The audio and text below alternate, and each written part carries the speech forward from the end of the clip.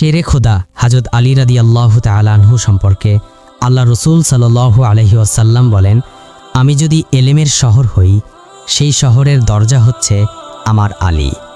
হযরত আলী রাদিয়াল্লাহু তাআলা আনহুকে আপনারা সকলেই চিনেন।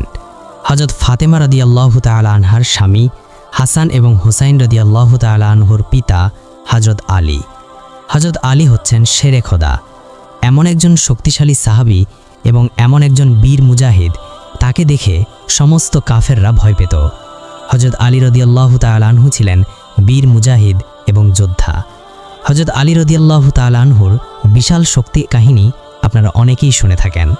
হযরত আলী রাদিয়াল্লাহু তাআলা আনহু অনেক সময় অনেক কাফেরকে একাই কতল করে ফেলেছেন, হত্যা করে ফেলেছেন।